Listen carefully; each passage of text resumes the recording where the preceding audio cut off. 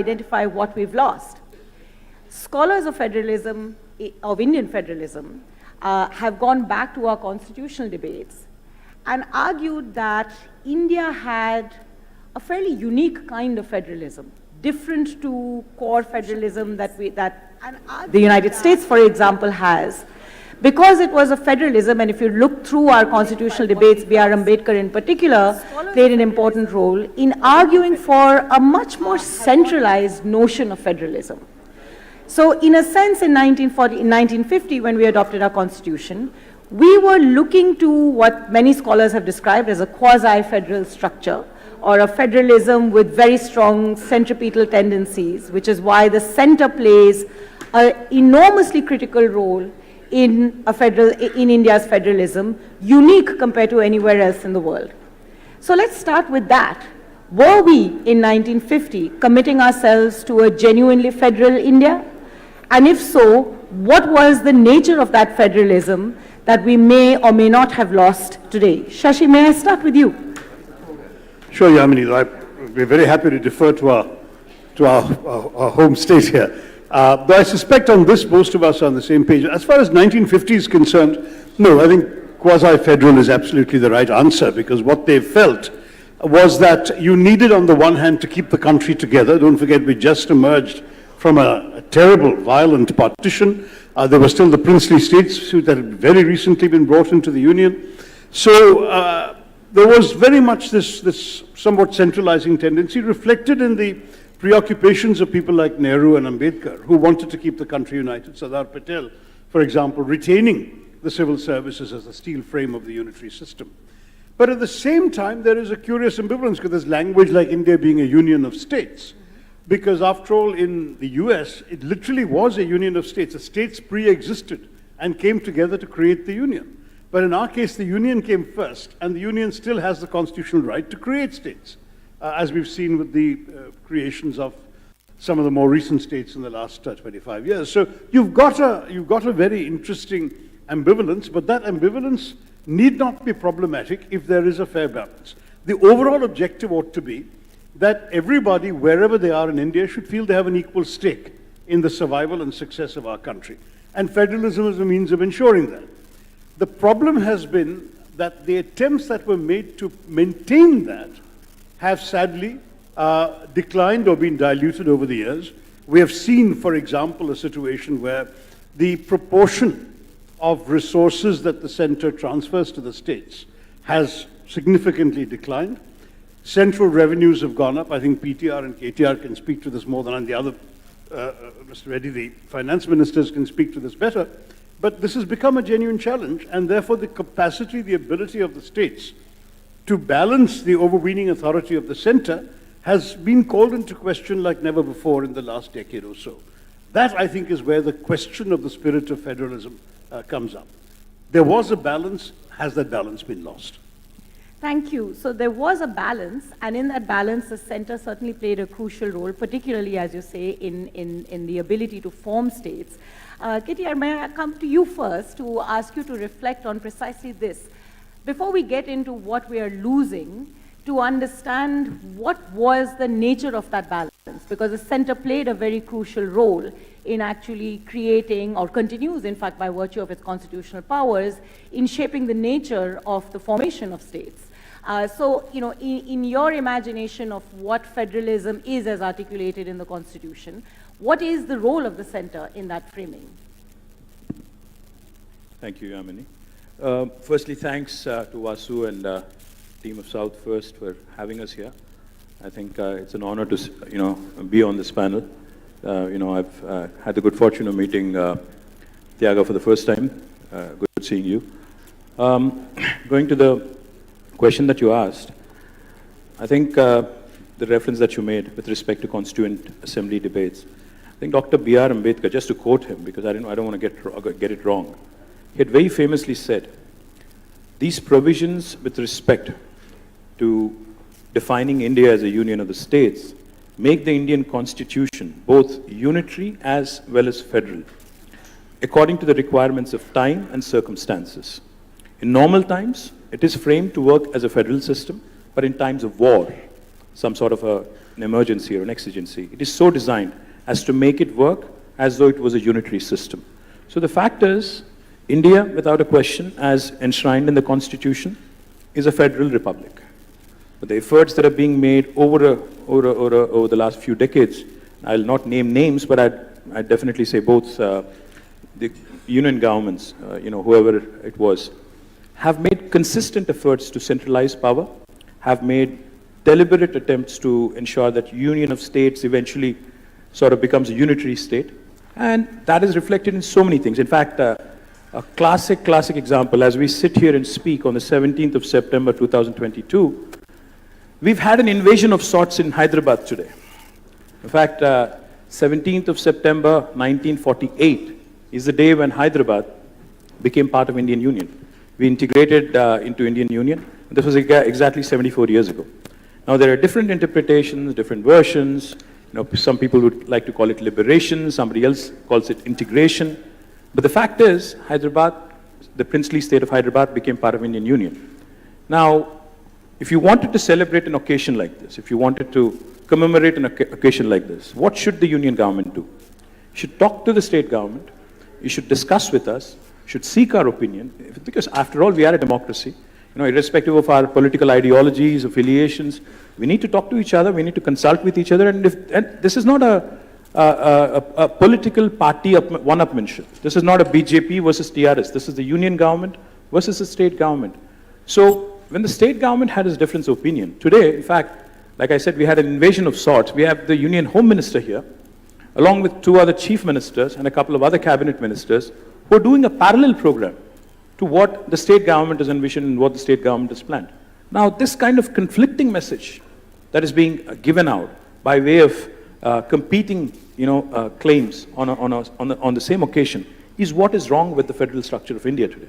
Just to give you an example, I can quote a number of other things that are wrong, but since this happened this morning, so that's why, in fact, I feel there was a time right after independence where we had a union home minister who had actually flew down to Hyderabad to unite and integrate Hyderabad into Indian Union. Today we have a home minister after 74 years who flew down, who's trying to divide us and bully us, literally bully us into submission of sorts, wanting to subscribe to their ideology, wanting to just adhere to whatever they say, wanting to literally dictate terms to us, which is not acceptable. After all, we are the world's largest democracy, and this sort of, I am superior to you and you are subservient to me kind of an attitude is not something that I think was enshrined or was envisioned by the drafters of our Constitution. Thank you. I think you make 2 very, very crucial points that I hope we can come back to through the course of the conversation. One, on the importance of deliberation as holding the key to maintaining the character of the federal principle. And second, the question of equity. The first among equals, or is there something above as the union and then states come below, which I hope we can discuss in greater detail. PTR, can I come to you to ask you this? On the nature of the fiscal architecture, the Constitution has been often characterized as imagining a relatively centralized fiscal architecture. Some call it the 1/3, 2/3 problem, in that the bulk of fiscal monetary powers rest with the union, but the bulk of expenditure powers rest with the states, creating, in ideal world, conditions for cooperation, but in not so ideal worlds, conditions for dependency of states on the center. How do you interpret the Constitution's framing of the fiscal architecture for India? First of all, thanks for inviting me and having me be part of this wonderful panel. Look, I think I'll just step back a little bit. I think at the heart of the notion of federalism is some component of every person's desire for self-determination and a place at the table where big decisions are made. I mean, that's really what federalism is all about. Nobody should be dictating my outcome without my input in the system, right? And you look at it state to union, or you look at it state to villages. It's this notion that in a democracy, there should be some participation and right to self-determination. That's really what federalism is all about. Also, I think, as KTR pointed out, Ambedkar itself saw this as a function of time. If you look around the world, with economic progress, with increase in population, with increased education levels, you will see greater and greater devolution of power, you will see greater and greater, kind of flow down of decision making, because you get decision making closer to the people. That has 1,000 advantages, but that's how the rest of the world has gone. We started in a very unusual place, as many have pointed out. The words were there, but the design or the intention was not actually evident. I guess we could have gone the way of most of the world and started to see more devolution, more self-determination. In fact, we have seen the exact opposite. Particularly in the fiscal space, almost all direct taxation is with the union. That's very unique in the world. No other country has that much control. If you don't have any input into direct taxation, that means you don't have any right to determine whether you should be a progressive taxation regime or a regressive. All we get to do, at least we used to get to do, was set the sales taxes and the point of sale taxes and the regressive indirect taxes. Now even that we've sacrificed for the GST. So effectively, we have almost no control in the nature of revenue raising for the country. Are we really a socialist country? Are we really taking taxes from those who can afford to pay and using it to provide public goods and services and supporting those who, have fallen behind? We don't have an adequate say into that system, number one. Number two, it used to be that 2/3 of the spending was directed by the states, maybe, I don't know. Right now that's not true, because the way the union government diverts things into cesses and surcharges and then names all these schemes, PM this and, something, and then they say we do partial funding the first year, and then they shift the funding to us the second year, and by the fourth year, we still have to call it PM something, but 100% of the funds come from us. So if you look at the percentage of devolution that comes through share of taxes compared to what comes through grants and schemes decided by the center, and increasingly in this regime, named after one individual in the center, then we have lost that independence or that self-determination or that participation as well. So in every way, from a fiscal perspective, from revenue raising, 90% now with the GST Council there. And with spending increasingly there, even though we are the administrators of that spending, they get to design how it should get done, then they get to ask for all kinds of data, then they get to say, no, you qualify, don't qualify. So I would say India started in the wrong place in terms of federalism and has regressed aggressively in the last 8 years or so. We started in the wrong place and we have regressed. May I ask you, Ms. Reddy, for your view on that provocation, but also there was a third element to India's federal imagination, which was the local governments. In our constitution in 1950, we placed that into the directive principles, and it took all the way till the early 1990s and a constitutional amendment for them to be formally recognized as part of India's federal architecture. Did we, constitutionally, was that a mistake? Did we wait too long to recognize local governments and place them firmly within the architecture of our federal structure? Yeah, first of all, thanks to the organizers and the founders of South First, Mr. Basu and all the other founders, and also all the respected colleagues in the panel today. Well, coming to that, Yamini, I think you're very right in saying that it was delayed sizably, and then even after the delay, the 73rd and 74th constitutional amendments that came in order to rectify that delay to some extent also did not actually materialize. Normally, there are two ways. One, the requirement of various areas or territories to come together and be one in order to have a common cause or protection or a common future, etc. The other is to hold territories by way of having a country or a republic.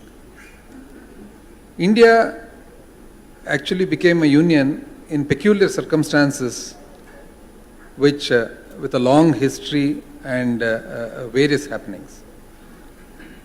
So the aspirations of the people of this country at that point of time when we got independence would be quite different from what the generation of today actually see or perceive. The local bodies should have been strengthened and should have been firmly in place right from day one. Because of the delay and because of it not happening, gradually over a period of time, there arose some sort of a blurredness between the relationship between center and state. Now states are complaining about the federal structure that includes autonomy, that includes fiscal matters. But how much are the states actually looking into the local bodies? How many states actually have empowered Zilla Parishads? How many states actually have empowered the Mandal Parishads or the Taluks? How many states have actually empowered the Panchayats? So sometimes what we do, we get in return. So I feel that this structure, federal structure, if implemented in spirit and objective right to the level of Gram Panchayat, will actually over a period of time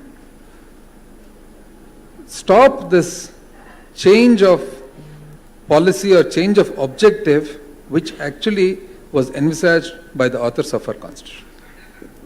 Thank you. I hope we can discuss. We have 3 different states here and Kerala. So 4. So I hope we can also look at the differences in local government participation across the different states too, which is such a unique characteristic of our federal structure as well. But let me pick up on this question of, so maybe in 1950 it was somewhat regressive, or at least at any rate there was an imagination of a relatively strong center. But if you look at the arc of independent India, especially after single party dominance of Congress starts breaking, democracy gives you a great vibrancy of federalism. So to Ambedkar's imagination of us moving from unitary to federalism, regional parties start playing a really important role in our national politics as well. Yet, the puzzle that has always been on my mind, why is it in those peak years of very vibrant, in fact at some point political scientists would argue that national elections in India are in fact state elections, because it's this coming together of states that is forming the coalitions on the, in Delhi. Yet very little was done to shift this initial architecture. Shashi, what is your view on that? Well, I think that a lot depends on how the government of the center runs the country. And I think with the exception of a brief period in the 90s when there was even talk of the states owning Delhi, when the government was essentially comprised largely of regional parties, you do have parties with a so-called national vision in power in Delhi who tend to ride roughshod over the rights and sensibilities of states. I mean, a very good example was as recently as the proclamation of the lockdown for COVID, where though the states would have to implement that lockdown, they were not consulted. It was a decision announced by the Prime Minister on television sort of 3 hours before it needed to be implemented. And it was done using a rather obscure article of the National Disaster Management Act. But that was the end of any pretense of federal authority on this. It was just as when Mrs. Gandhi proclaimed the emergency in 75, the states sort of woke up to the news. The same thing happened with the COVID lockdown. And you see this time and time again, even since PTR was talking about fiscal allocations. Look at the allocations for to the states from the Disaster Management Fund. When COVID came along, you'll see no relationship between the population of the states, their COVID burden, the number of migrants they had to deal with, and the amount of money that that fund decided to allocate to them. So we're seeing time after time the tendency of those in power in Delhi, using, of course, the argument of the national vision to take those decisions. I do take the point that you and Mr. Reddy have made about the local governments. I think Kerala is an honorable exception in many ways, in that local governments have been empowered to a very great extent, and that you're seeing some genuine devolution of authority, though not yet budgetary, not yet adequate budgetary means, but it's still better than most other states that I'm aware of. And that is an anomaly in all this, because if the states can argue that they are being wrongly treated by the center, the districts can argue they're being wrongly treated by the states. Having said that, the states have a good excuse nowadays, which is that the money they're getting from the center hasn't gone up. It's very interesting when you saw the Finance Committee, the 14th Finance Commission, recommending a significant increase in the proportion of taxes that should be paid to the states. Promptly, the central government implemented that and then reduced instead the amount of other tax they could hold on to. So the net result was a wash. I mean, the states didn't get a penny more, though the argument was they needed more money that they could have the discretion to spend. So there's no question that, I mean, as PTR has argued, that you are seeing a heavy tilting of the scales towards the union government, and that's become more pronounced, it seems to me, in recent years. So you mentioned the 14th Finance Commission, and it was, I think, in more ways than one, a watershed moment for fiscal federalism in India by virtue of the attempt to enhance devolution to states. But about that time, colleagues and I were spending a fair amount of time talking to line ministries and bureaucrats within states. And one of the things that struck us a lot in those conversations is how much, at least the bureaucracy and the line departments, were unhappy because what the center did was, having done the devolution, it reduced the allocations to several centrally sponsored schemes. Now, centrally sponsored schemes have been the bane of most state governments since the 1960s. I think commission after commission after commission has complained about centrally sponsored schemes, and attempts have been made every now and again to reduce the number of centrally sponsored schemes from 500 to 120, then goes back to 200. Now apparently it's 28, but it's actually about 150. And if you look at the DBT database, there's 400 schemes that the government of India has for which money is flowing. So these abound everywhere, and state governments complain a lot. But I was struck, and this is an open question to any one of you who would want to pick this up to answer, why it is that, at least in the bureaucracy, in that particular moment, there was great annoyance about the reduction of centrally sponsored schemes.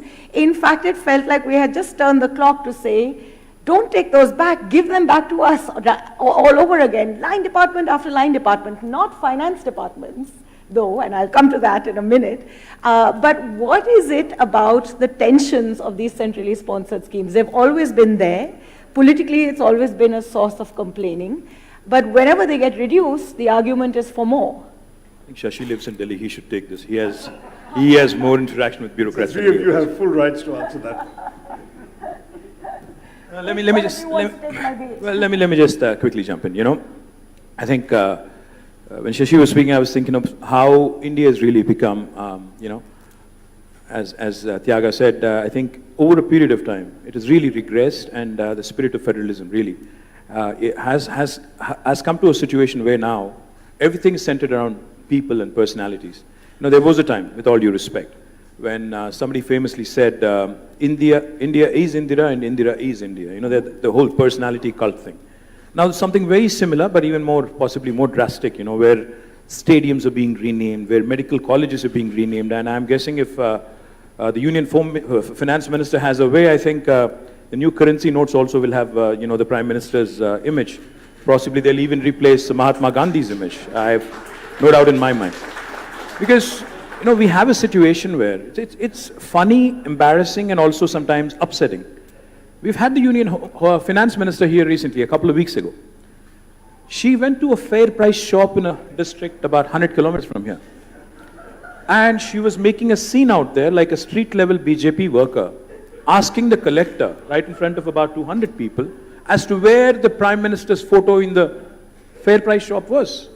Now, the point I'm trying to make is, if we are truly a federal republic, as we are supposed to be, why are we fighting over an individual's pictures and in the institutions that we've built at the grassroots level? I mean, if I can certainly counter it and say, you know, when Modi ji was the Chief Minister of Gujarat, did he put up Dr. Manmohan Singh's pictures in all the fair price shops in Gujarat? I don't think so. The point I'm trying to make is, none of our enactments, none of our legislations actually mandate this kind of cult worship. What has essentially happened, Yamini, in my humble opinion, is, while we are called the world's largest parliamentary democracy, we function like a presidential democracy and not like a parliamentary democracy.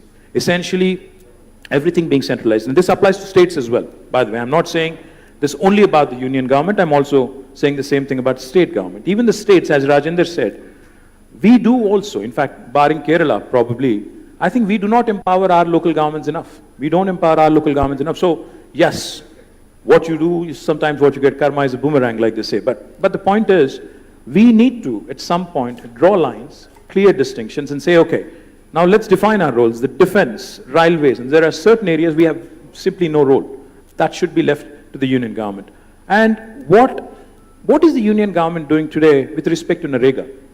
They want to deposit funds from the Narega kitty directly into the workers' account in a village.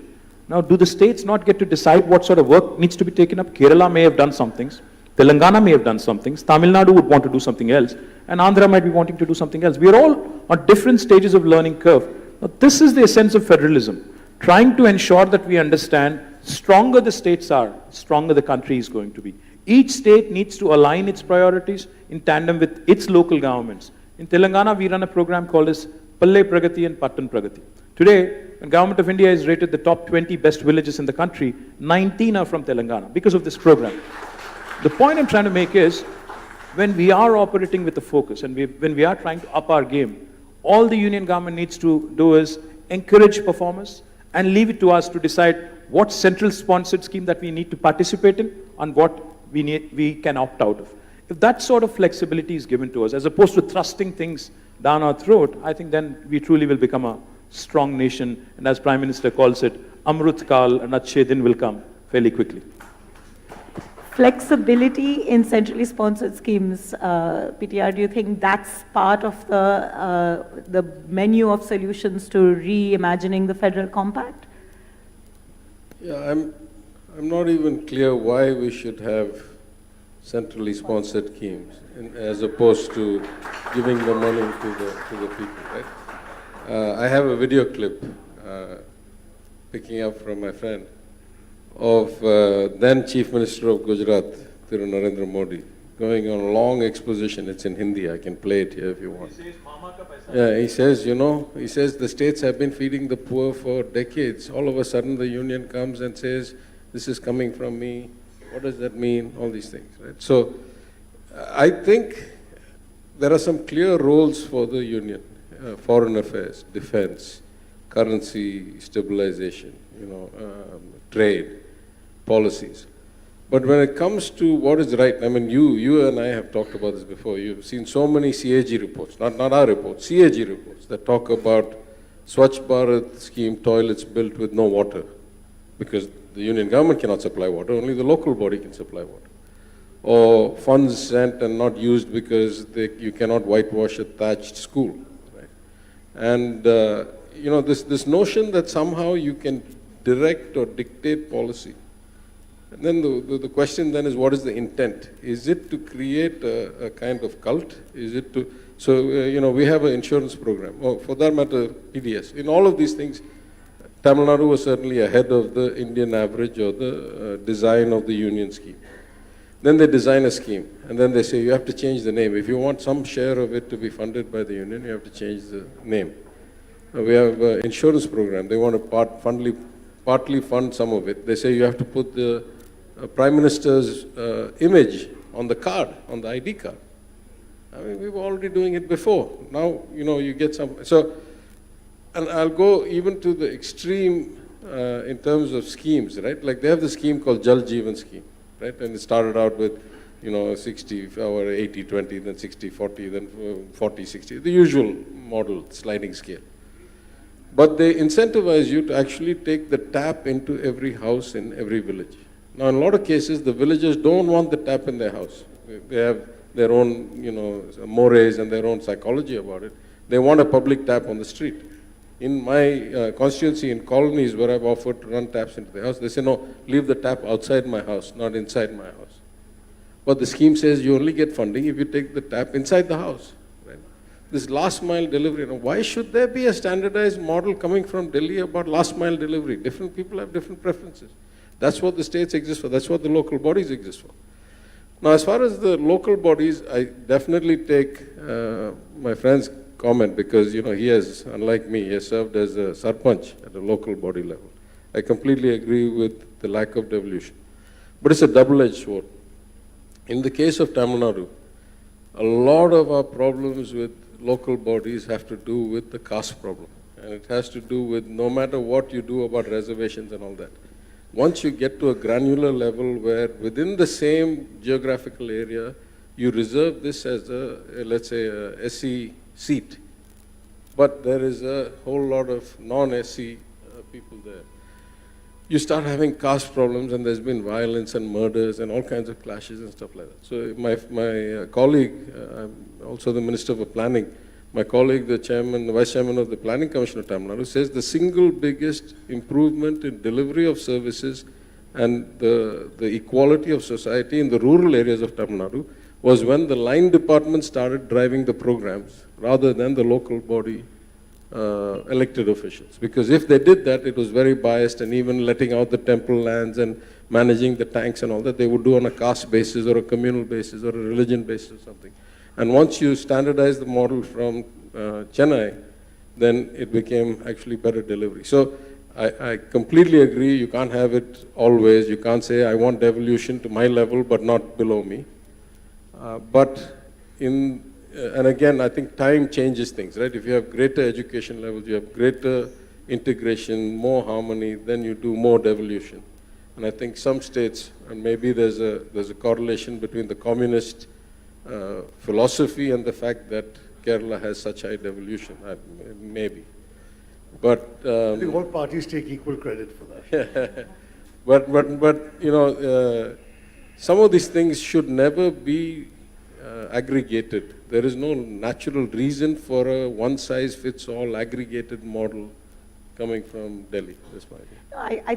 I think one of the big governance challenges for India is that we still haven't passed out what level of government should be performing what level of function, and it leads to a consistent set of overlaps across the board. I was going to pose the next question, but you've thrown such an important provocation about local governments and the local context that I think, Mr. Reddy, you have to answer that. Because if I caricate, at the risk of making a too broad a statement out of your somewhat more nuanced point, would it be right to say that the inequalities at the grassroots level should necessitate a little bit more centralization from the state? I'm just throwing this out as a provocation, because I think that's one of the very critical reasons why centralization at the state level has often happened at the cost of deeper devolution to local governments. These things, Yamini, I feel are very state specific, with in acknowledgement and also due respect to the opinions of my colleagues here. Transgression of responsibilities and duties, overlaps, normally happen vertically. Now, the duty of a local body representative, a sarpanch or a taluk board president is well defined. But the MLA wants to go and see what all is happening, right from laying of drains to roads to water. This is clearly the role of a local body. And the MP also, with the MP-led The fund. MP also. And now, MLA is transgressing into the local bodies, Parliament is transgressing into the legislatures, so is the result with regard to local bodies, legislatures and Parliament. Next comes whether there should be a more centralized monitoring and spending. I believe that in a democracy, ultimately, it is the elected representative who should have supreme power. He is elected by the public. If the public do not like his whatever capacities, there is always a provision to replace him when the period ends. But I have in my own experience seen that anybody who is elected by the public have a far better understanding of the needs of the public than anyone else in the system. And now when it comes to the expenditures that are made, now I, belonging to a state as well as to a regional party, at the same time, to be fair and be objective, the money that is being spent by the center for the schemes, central sponsored schemes, are outside of the money that is already devolved to the states. So when the center spends certain amount of money on CASDS, centralized state development schemes, or the centrally sponsored schemes. So centrally sponsored schemes are 100% spent by the center, and CASDS are partly spent with contribution by the state. So these are framed in such a way based on the requirement. Now, as Mr. PTR said, there are state-specific, and as Mr. KTR also said, state-specific needs are there, where maybe the CASDS have to be, the states have to be given a little more autonomy to design schemes that are more suitable for their requirement. But at the same time, broadly speaking, when the center is spending money for the public, if the state wants to have its own emblem or own mark or trademark, so also we should allow the center to do it. Okay, can I just interrupt for sorry to interrupt. My point is very simple, very straight. I agree with you, and I don't have a problem with centrally sponsored schemes either. The problem arises when somebody tries to impose their ideology. The issue is not centrally sponsored schemes or the larger good that is aimed at for the betterment of the society. That is not a problem at all. See, between all of us, the southern states, we are 19% of the population of this country, but we contribute to 35% of the GDP of this country. So when somebody from Delhi flies into Hyderabad and tells us that I am the giver and you are the taker, you know the attitude that kicks in, you know that humne aapko 2 lakh crore diya. Now that really puts me off. Because you know, every rupee I contribute from Telangana, my exchequer contributes from Telangana, what we get back is 46 paisa. For every rupee that is contributed from the south of India, 35% of the GDP, we do not get back. I'm not even asking, I'm not even suggesting that I get back every single paisa. I know that there is defense, I know that there is railways, I know that there are laggard states, I know that there are roles that the government of India needs to fulfill, which of course we are happy to contribute, and we are happy to, you know, as an Indian citizen, we are happy to, you know, be a part of the nation building. But the problem is the attitude of those who run Delhi. You know, they come with a chip on their shoulder and they tell us, listen, हम देने वाले हैं, आप लेने वाले हैं. तो इसीलिए हम जब देते हैं, आप हम जो कहते हैं, whatever we say, you have to do. Now that is the problem, because Andhra has a certain challenge. Andhra has certain, you know, projects that they would like to complete. In Telangana, in the last 8 years, we have completed drinking water connection to each and every home. In fact, that became inspiration to Har Ghar Jal. In Telangana, we have done some very, very focused programs on tank revival. In Telangana, we've also completed some large lift irrigation projects. So I have a different set of priorities from my friends here. Now, why should I not get to decide what I should do with my devolution money and with also my money that is being proposed in centrally sponsored schemes? The last thing I'll say is, you know, this whole myth about devolution, how it has been enhanced by Modi ji. Actually, the fact is, both the finance ministers can tell you, there's not 41% that we receive today. Because of all this cess and other things that is happening, we only get 29%, which is far worse than what it was. So this whole, again, abrogation of sorts of responsibilities, or, you know, this obfuscation that they indulge in, you know, and kind of try and take away the money that rightfully belongs to the states by way of imposing additional excise duties and other things. It is a travesty. So this needs to be challenged, this needs to be addressed, and if needed, it needs to be challenged legally as well. In fact, so as Mr. KTR said, the actual increase in devolution and more autonomy to the state happened during the 14th Finance Commission while Dr. Y.V. Reddy was the chairman. Because the 14th Finance Commission felt that states ought to have more autonomy and independence into doing what they want with the money, and it need not be dictated by the center. But unfortunately, that 42 finally now comes down to only about 30%, 10% lesser than what we are entitled to get for various reasons, cesses, etc., etc. But then coming to the issue of center state, I think this relationship between center, state, federal structure, etc., has to happen from top to bottom.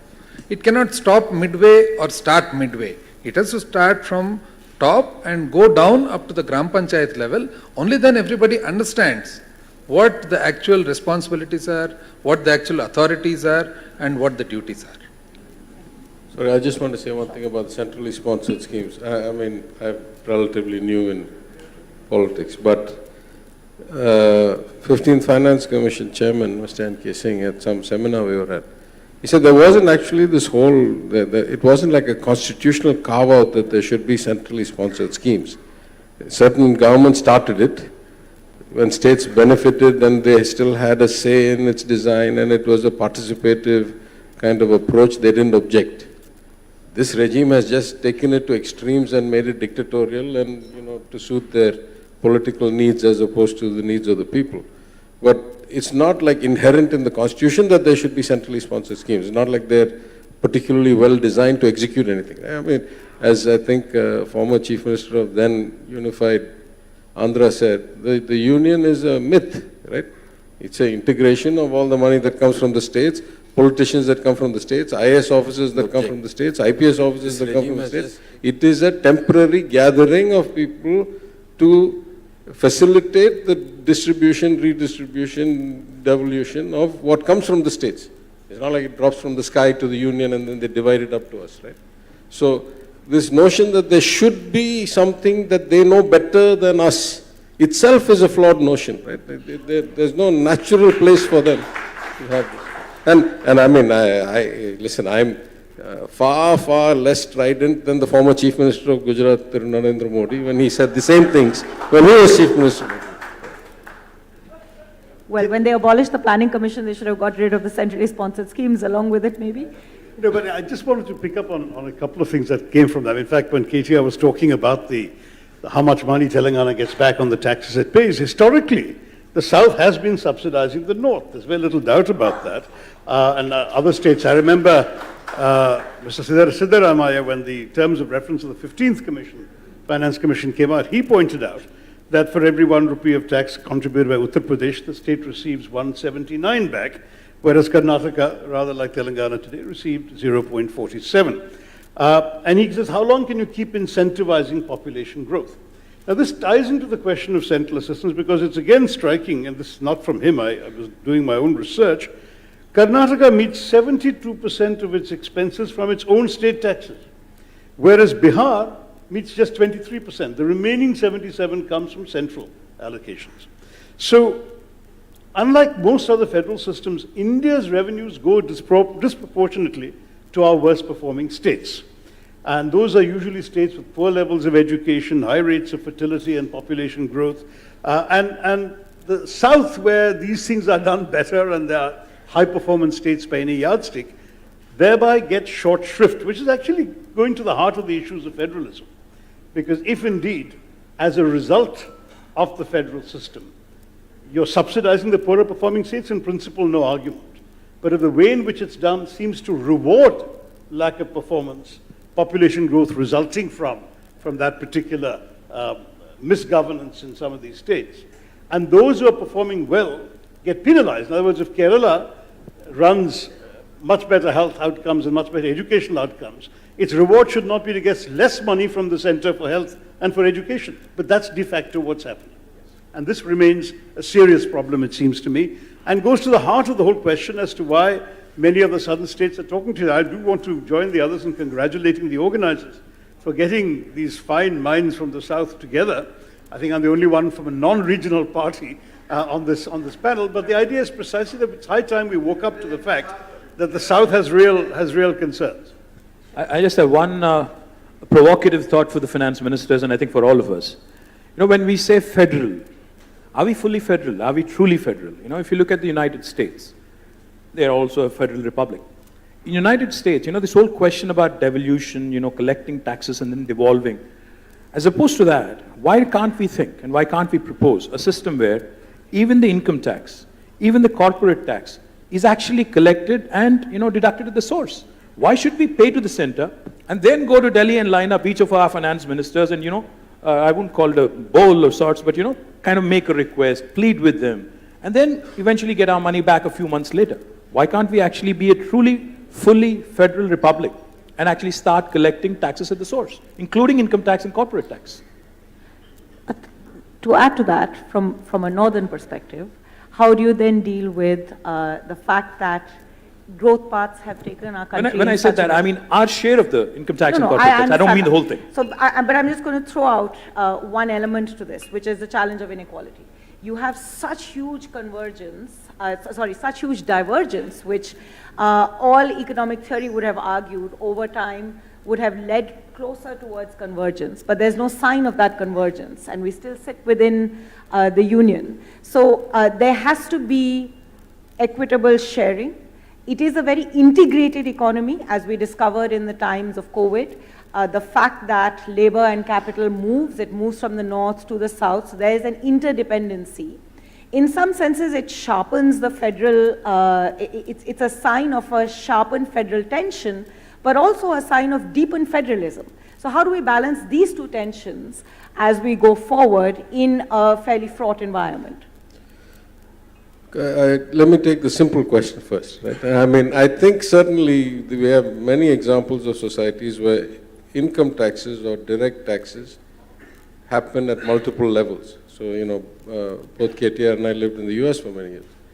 The federal government takes some tax, the state government takes some tax, the city of New York takes some tax, the city of Los Angeles takes some tax, right? These are all independent of each other.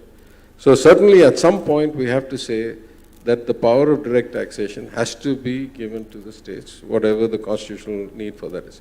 But there's a broader problem here. I think in no federal society are all people the same, right? Like economically, you'll always find better offs and less well-offs. The unique problem of India, and why I said to the 15th Finance Commission in my submission, written submission, I said, if equality and efficiency were the targets of finance commissions, then you all have been miserable failures for 25 years.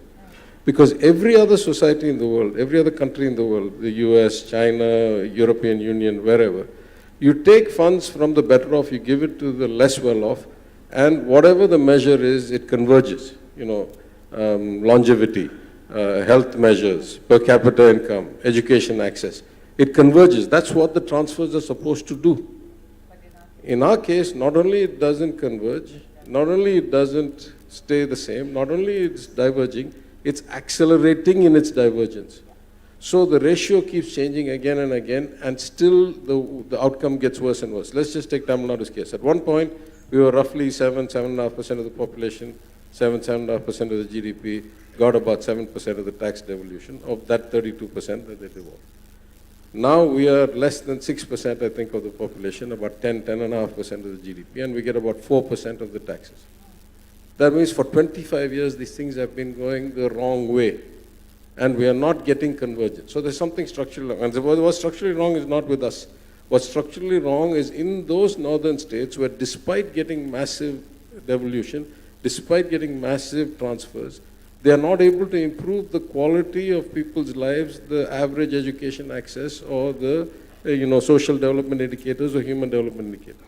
So if your measures on which you allocate, you know the formula for the Finance Commission, some population, some gap to actual, all these forest cover, land and all that. Clearly they're allocating the money on the wrong dimensions because they keep on allocating more money and things keep getting worse.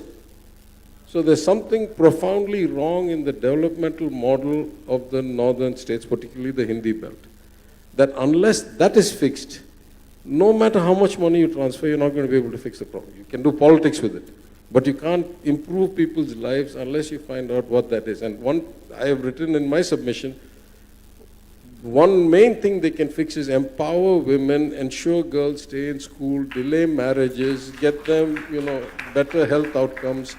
And they haven't done that. That's really, even a state like Gujarat that has slightly higher per capita income than Tamil Nadu, 50% or so of the girls around 18 are not in school. That's not true in any southern state, right? So there's something structurally wrong that money can't fix, that needs to be fixed some other way. Otherwise, we are just keeping on going the wrong way. No other country, no other union in the world has this bad an outcome. I completely agree with him on how miserably they have failed in the north. But they come here and lecture us, by the way. You have to admire their temerity. You have to really admire their guts and temerity to come to the south, lecture all of us on how to run our states and how to actually administer, and how miserably we have done vis-a-vis them. When the fact is, all the indicators, no matter what you take, all the human development indices, all the social indicators will show you otherwise. There is, I think what both of you are saying gets to the heart of the governance issue. And there is a lot to be learned. That's why federalism matters so much from what different states are doing. So the country learned from the midday meals. The country also learned from Bihar's attempt at giving bicycles to girls to try and bring them, get them to secondary schools. And in all of this, I think one aspect that we haven't talked about much is, and you brought it up in your initial remarks, the question of deliberation, that at the heart of federalism is the idea of coming together to dialogue, to deliberate, to share, to learn, and evolve solutions to these very wicked, hard problems. There has been, Ms. Reddy, if you can reflect a little bit on this, constant attempts in our history of trying to create these so-called sites of deliberation. The Interstate Council, which is now punishment posting for the bureaucrat. The Planning Commission, everybody said, was filled with all kinds of problems. The National Development Council did not work, so we created the Niti Aayog. But then we left it to the finance departments, or the Ministry of Finance rather, to do deliberation with states. The GST Council, which was meant to be a site of deliberation, it works sometimes, it doesn't on other occasions. How do we think about this institutional question? Are we missing something? And what kind of space do we need for states to come together? The regional coming together, of course, is full of learning. The southern states coming together, the northeastern states coming together. But there's a lot needed for this deliberative environment to come together. Is it an institutional problem as well as much as it is a political problem? I think it is both, Yamini. Of late, I think last year and this year, together we had two South Zonal Council meetings. I think they were quite well held, and we could see sizable outcome. Of course, I believe for a very long time, Zonal Council meetings were not held. But again, coming to the fundamental question is, are we a union or a federation? Now, I know it's very difficult not to be speaking for autonomy, not to be speaking in favor of regionalism or sub-regionalism. Because once you speak about unitary, then it becomes dry. But at the same time, India, is it a federation or is it a union? Even though we have certain elements or quite a lot of importance given to the federal structure, we are basically a unitary country. That is the reason that more of power we have to reconcile and accept. Probably the reasons at that point of time would have been different from many other countries. Now you look at Russia, you look at what's happening in the UK, you look at Spain. See, everywhere you have this sub-regionalism to such an extent that there is a constant friction between the union and the states or the independent units. So for India to be one, there are various issues where we have to be large-hearted and given. Now, for example, I'll take the case of northeastern states. They barely have anything for them. It is the duty of us to support them. So we have to, at some point of time, feel that probably we are more fortunate. And because of us being more fortunate, it becomes incumbent upon us to support all the states that do not have certain or have natural disadvantages. So it becomes difficult when we actually compare ourselves to the West and especially to the United States of America. See, there it is a federation, it's a clear federation. Like Mr. Sheshi said in the beginning and Mr. KTR said in the beginning, it is basically a federation of states that were already there. Whereas we in India, at that point of time when we got independence, the complications were so huge. There were princely states, there were areas that were ruled by the British government, by the crown, and so many diversity in caste, creed, language. There are so many difficulties where unless there is some sort of a strong center and strong integration, it becomes difficult to hold on, I feel personally. Now, it becomes very nice to say that I am Andhraite, but at the same time, unless we say I am Indian first and then Andhraite, it is difficult for this country to survive. No, I want to make a slight distinction here. It's precisely because I'm Indian that I worry that all the money is being thrown into a well and no development happens in UP. Right? It's not the money that I begrudge.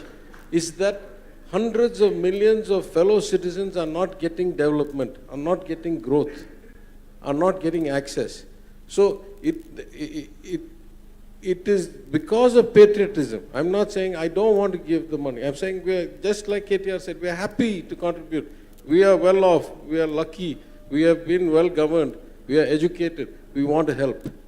But we should get something that helps our fellow citizens. If we keep on transferring the wealth and it keeps on going into, nothingness, into smoke, that's what we're concerned about. How do I say this? If it was just a zero-sum game that says who gets more, who gets less, etc., then it's a pointless debate. Why do we come to public life? We're not, just trying to, it's not like going to a casino and, rolling the dice, right? There should be some future vision of a better tomorrow than today. And that better tomorrow, it is hard to imagine a country where hundreds of millions of people get left behind, and yet there is a better tomorrow. They also must participate in this. And that's a state problem, but the union trying to dictate a one-size-fits-all as the disparity increases is an exercise in futility at best, or some kind of, megalomania at worst. If I can just add a little bit to this. 42% was the devolution, vertical devolution by the 14th Finance Commission, and 15th Finance Commission actually made it 41. 1% going to the Union Territory of Kashmir. At that point of time, there was a lot of comment on why do we have to give that? But is it right?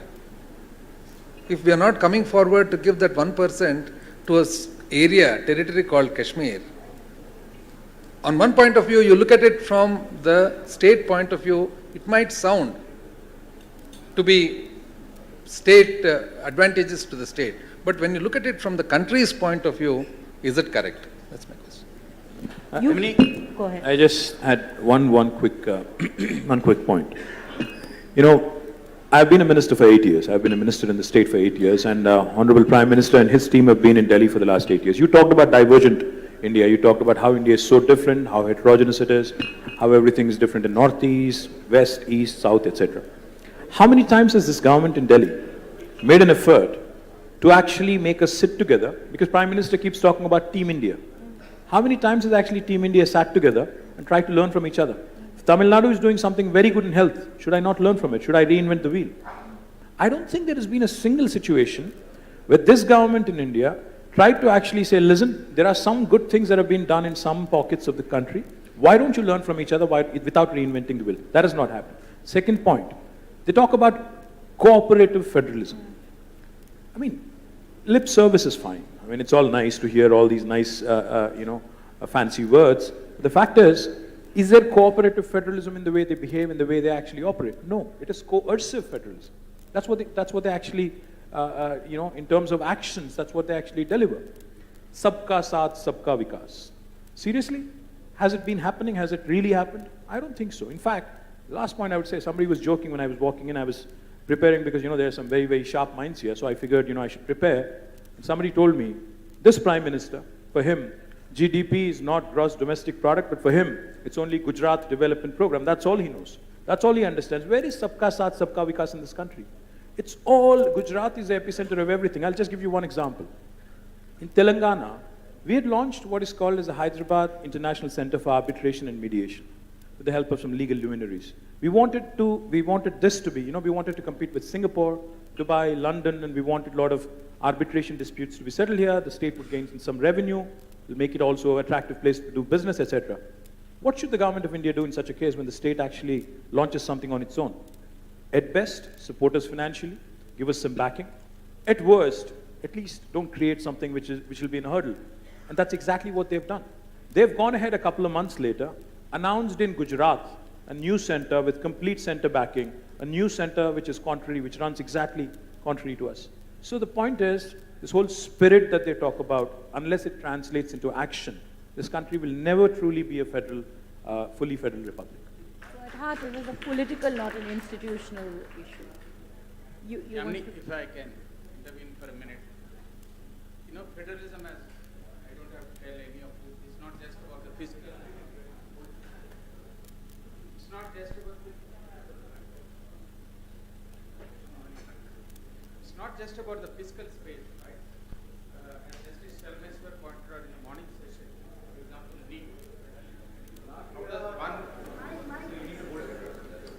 How does one common entrance examination work for a country like India? Tamil Nadu is fighting back what it feels imposition of Hindi, right? As representatives from the South, what do you think are the areas where the diversity that this country is known for is sought to be trampled upon?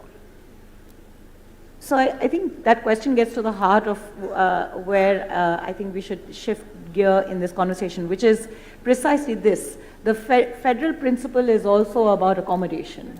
It's about enabling diversity to cohere. And in some senses, at least in the 1950 imagination, the strong center was part of precisely doing this. We've now come a long way from there. In this present moment, how does the centralization that we've all spoken about now sit with this need for accommodation, of the coherence of diversity, of the coherence of difference? Well, I'm genuinely worried about this because you're looking at a situation where this precise logic that in a country, a union made up of divergent states at various stages of development, of literacy, of various human development indicators, there must be a sense that there is, if you like, the common nationhood that belongs to all of us should be a winning proposition for all of us. But now we are facing, for example, in 2026, just 4 years away, the lapsing of the 91st Amendment, under which the political authority in this country, that is seats in Lok Sabha, were allocated on the basis of the 1971 census, even though it was already 25 years out of date when Mr. Vajpayee renewed it.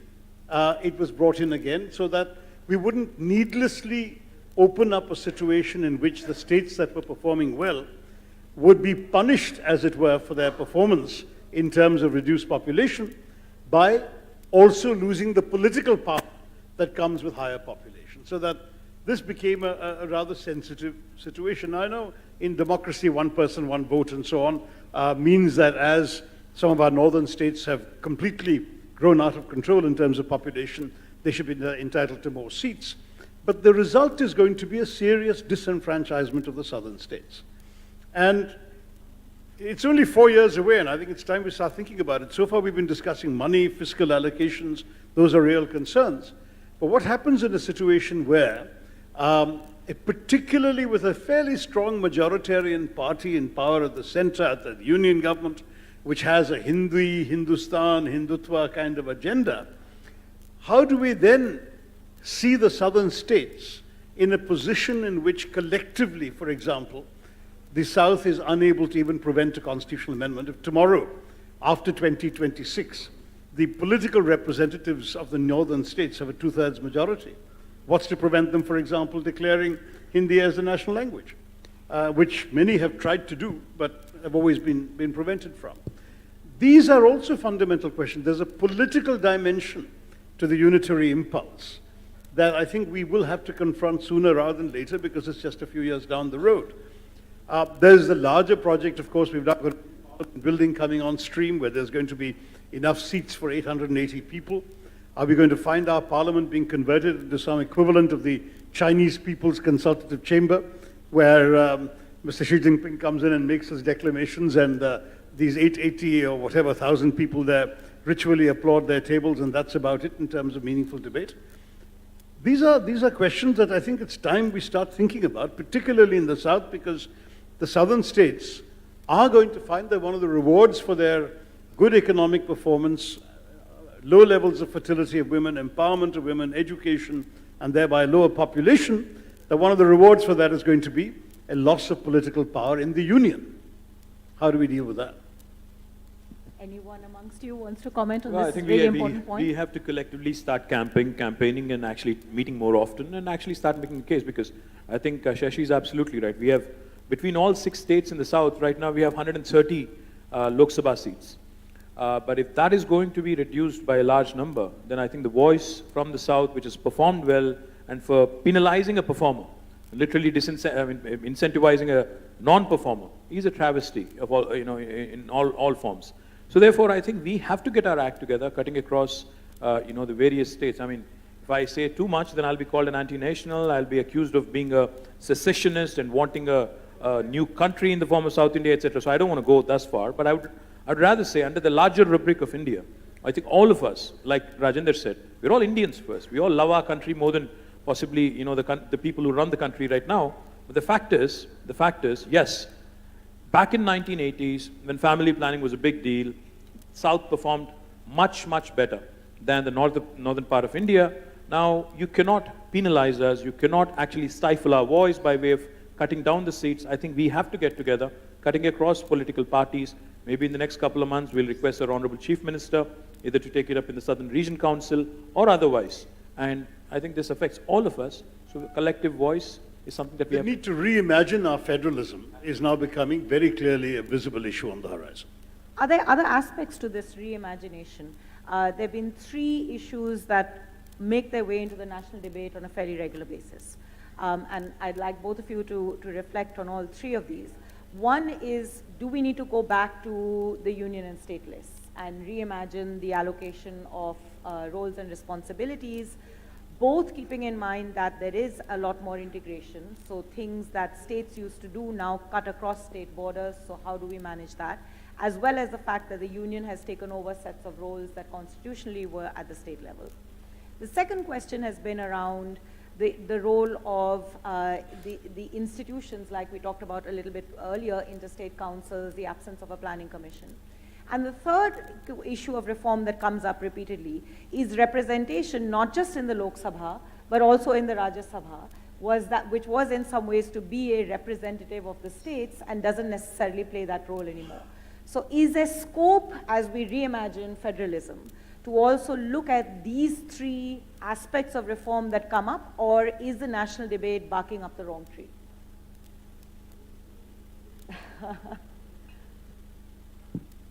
I think whatever we're doing now is not working.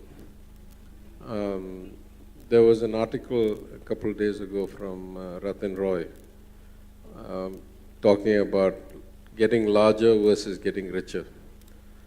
I was in Delhi for something, and at some media house, in the course of a discussion, they asked me, "Oh, are you very excited that India has become a larger economy than the UK?"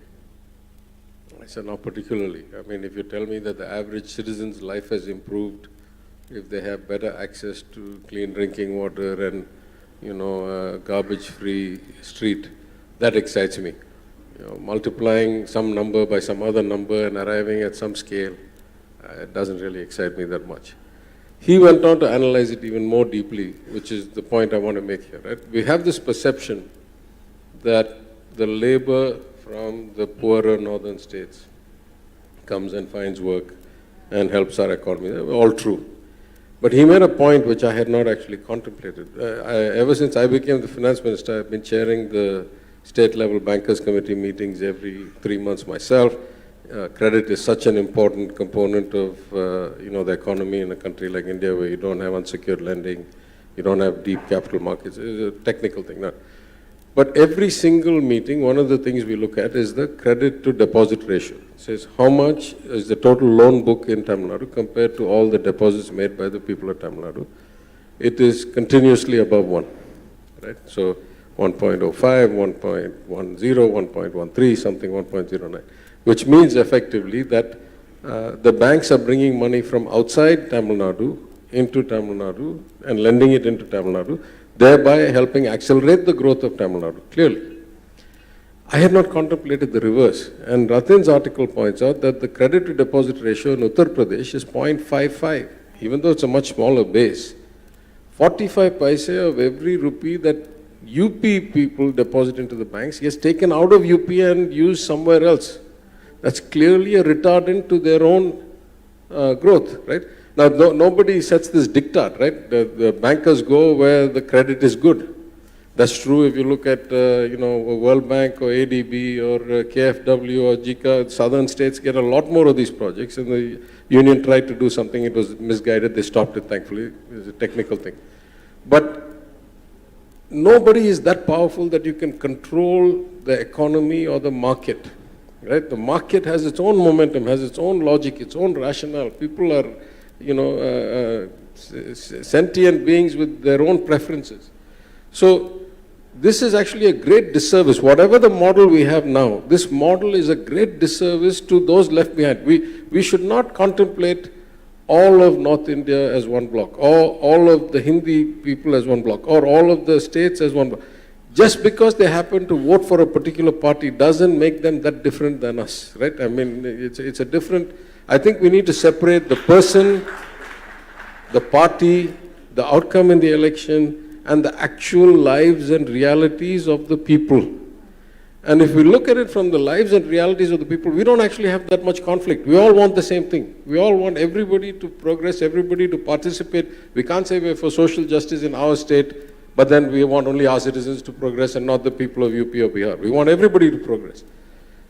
This political dialogue around one strong man, one all-knowing, all-person being is obscuring these things. We need to separate these issues.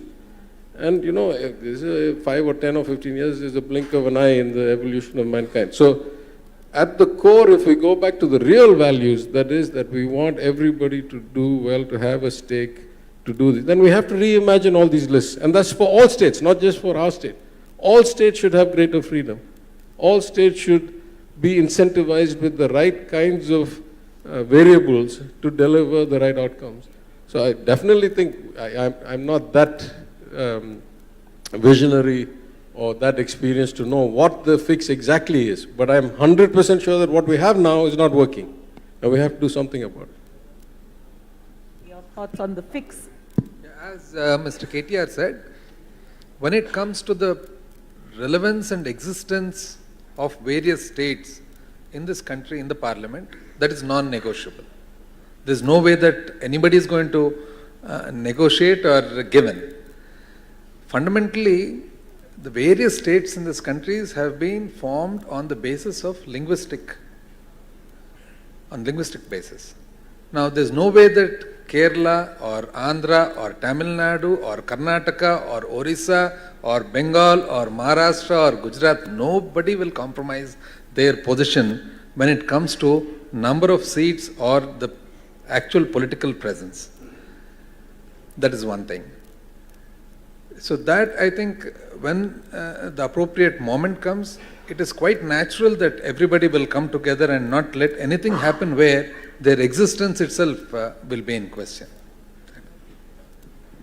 I think we've covered a very important set of issues that get to the heart of what federalism is. Federalism as a principle of accommodation, of holding together our diversity and representing our diversity, of being a principle which is about deliberation that helps us get through these very difficult challenges of a lot of divergence amongst us as states, and a lot for us to learn from as states. And the only way out of that is through a lot more deliberation, a lot more dialogue, emerging from which perhaps some of the reforms or the answers for this new imagination of federalism would come, because ultimately we are all coming together, as Shashi you said, we are a common nation working towards a common proposition, a common purpose. We can open it up, I think, now for a few questions. We have about 20 minutes, am I right, boss? Yeah, for questions from the House. Just a quick revision. Kindly introduce yourself and direct your question to the panelists that you would like an answer from. Thank you. Great. And please leave it to the moderator to choose the questions. I'm Well, sure. there are 3 women right here who are asking questions, and I have to give them the space first. So, ma'am, over to you. It's South first means ladies first. Did we not hear? It is. About all the great women's empowerment? So, good evening, dignitaries.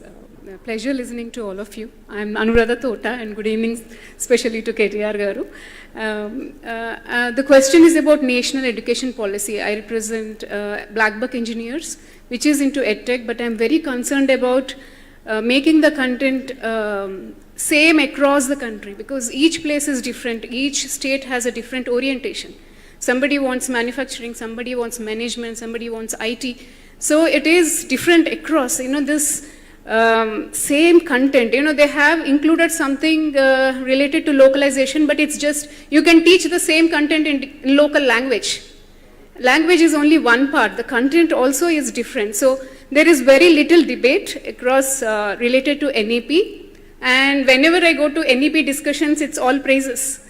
But I feel actually concerned about it. So request KTR Garu to talk about this. Well, I completely agree with you because like it was pointed out, I think we need to start aligning our priorities with the kind of prevailing conditions that we have in our respective states. For instance, we just talked about NEET, the Common Entrance Examination. And in fact, Honorable Chief Minister of Tamil Nadu wrote to us, he has actually deputed a couple of members of parliament to us, and he had asked us if we should support their line of thought. But when we actually started digging into statistics, we realized that the students from Andhra and Telangana actually have been performing rather well in NEET. In fact, we've been the beneficiaries of NEET. So the point I'm trying to make is, each of us in our own states have different challenges with respect to what we want to set as targets in terms of our education curriculum as well. For instance, in the state of Telangana, our strengths are life sciences, information technology, and of course the areas where these two converge. We also have aerospace defense, logistics, textiles, etc., etc. So when I am designing my curriculum, I would rather have something where I play to my strengths, where I want my children, my local students actually gaining gainful employment in the industry that I'm actually trying to attract, rather than trying to study something which is completely unconnected or which is completely not known, not relevant rather to us. But of course, you also have to understand, then there are certain courses. For example, some of the students might be wanting to, possibly study space technology. While I might not have a space station in Telangana, I should still be able to offer it. So there are certain subjects, I think, which we have, there's a certain bandwidth that we have to leave out. Barring that, I think the state should again be given the opportunity to tailor-make, to literally, create a curriculum which goes very well with their, next couple of decades or next, agendas as far as industrialization is concerned. Yeah. Please. Hi, I am Sunita, and I don't represent any organization. I have just come here as a concerned citizen. And first of all, congratulations to the organizers for having sort of something like the South First. I mean, it's high time we moved away from Delhi-centric, media. That's one thing. And you could not have found a better panel than this to address this question. That's the thing. And then I'm throwing open this very provocative question to any of the panelists here, at the risk of sounding anti-national. Let us all agree that we are a humongous, heterogeneous, unwieldy, and difficult to govern country, violently yoked together. There's no, history tells us how we have been brought together. So all this talk of unity in diversity, essays which we've written since school, are we just romanticizing it? Or do you think that it is possible? Now, I've listened to arguments back and forth and thoroughly enjoyed it. And I've heard Mr. KTR and Mr. PTR say that, you're talking about decentralization coming in top down. I've heard Mr. Bugana Rajendran Reddy saying that it should be bottom up. Do you think it will be possible, top down or bottom up, somewhere we'll meet and it will be possible to have a proper government, state and central? Well, I don't think it's particularly romanticizing the idea of India, because honestly, I do believe there's been a civilization impulse towards national unity going back thousands of years. I think that this is a magnificent experiment to bring together the diversities in one space. I used to love twitting the Europeans by telling them that we had achieved what the European Union can dream for 100 years of getting to, of different cultures, in a sense, in the Marxist sense, different national groups all converging together into one particular state and sharing a common experience. I think it's in many, many ways been wonderful. But my argument was that while this Indian unity is a great precious asset, we need to reimagine the way we've structured it, so that, for example, we can decentralize our federalism, ideally right down to the panchayat level, and certainly to a great extent to the states, so that, for example, the proportion of resources of the central government is not so overwhelming and so decisive that the political authority of Delhi should not matter so much that, as KTR was saying, everybody has to stand in a queue in Delhi to get what is rightfully money they themselves have raised and spent back. There needs to be on fiscal grounds, on political grounds, and everything else, a reimagining so that we can keep the unity, but at the same time protect and enable that diversity to also thrive.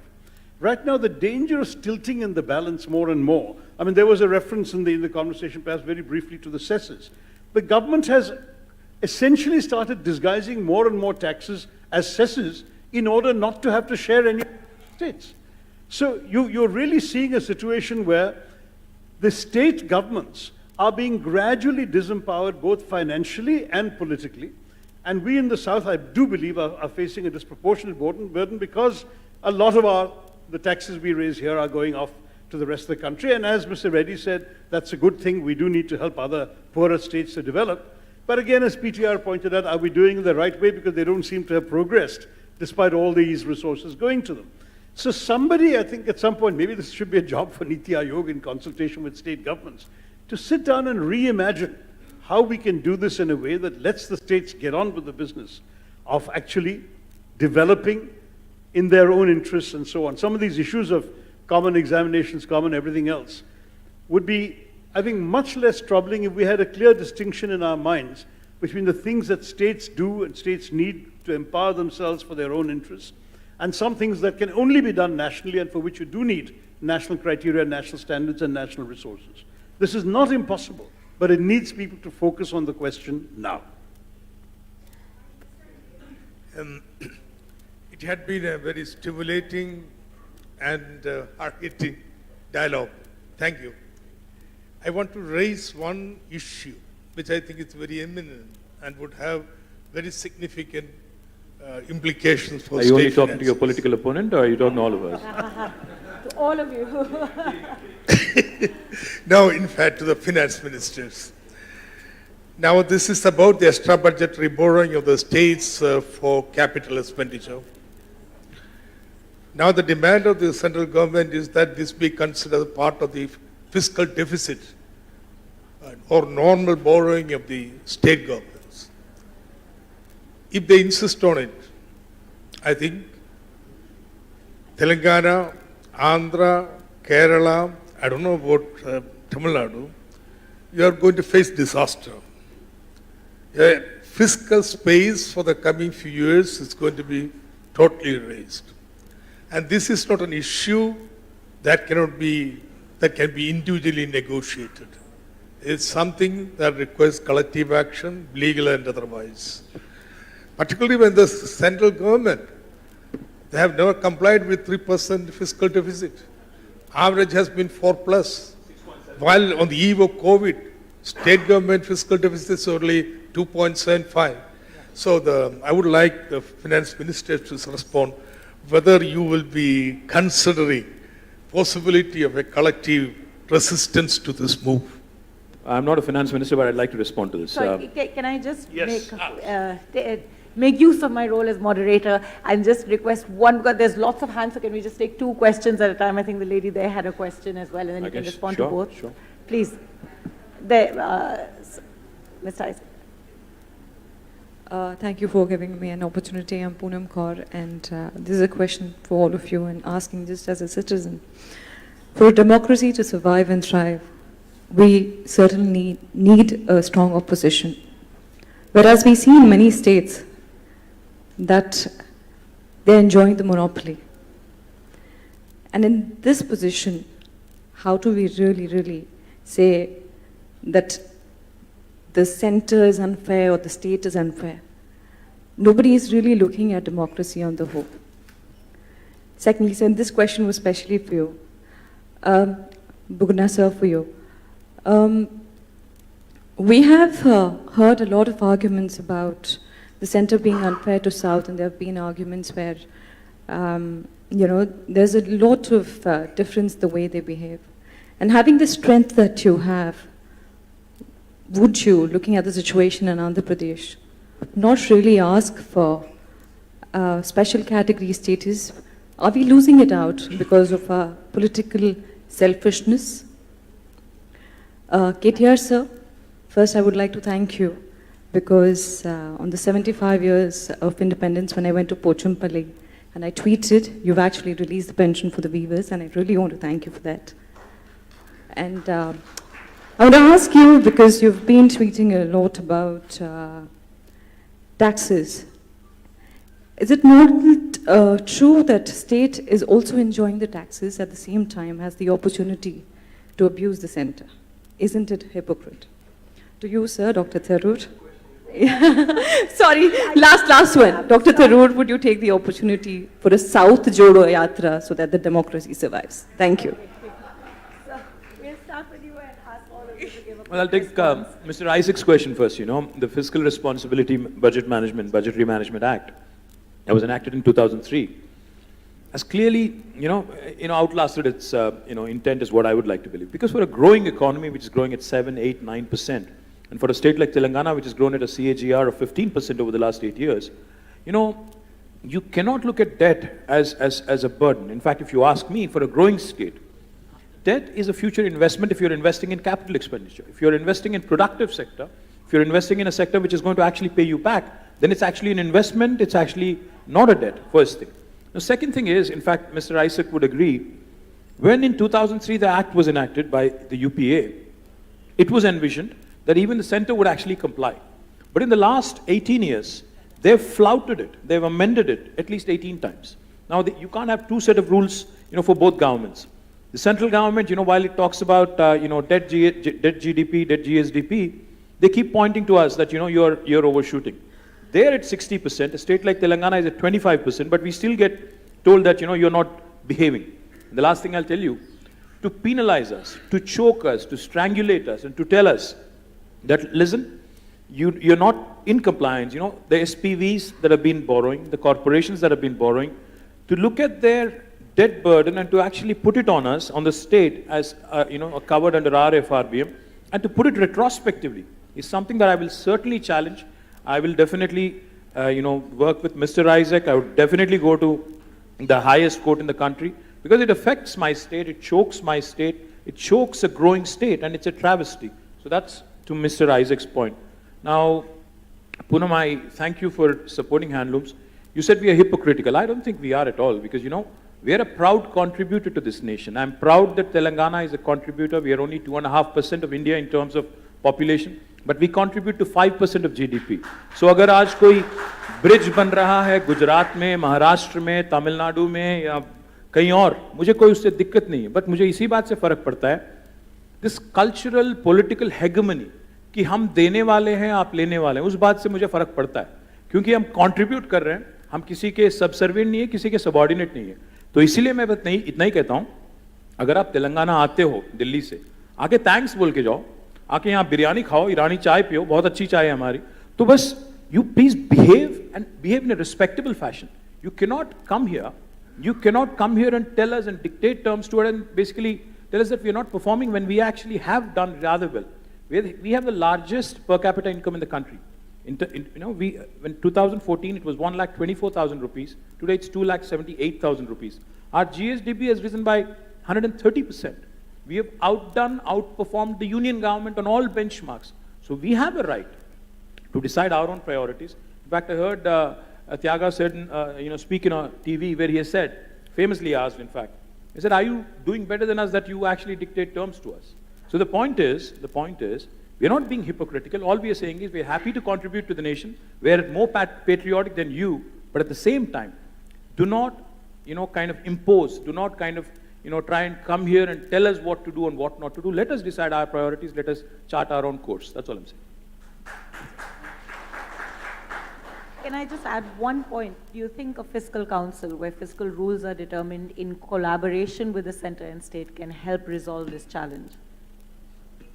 Maybe, but I just want to make a point here about this FRBM Act, right? So we have our own FRBM Act equivalents and we can amend them also. But the difference between us and the union government, once the union government amends its act, and it has done, as KTR said, 18 times and violated, that's the end of the story. For us, after we amend our act, we'll get these letters. All of us have got one of these letters. Then we get a second letter that says, you shall not borrow more than X rupees.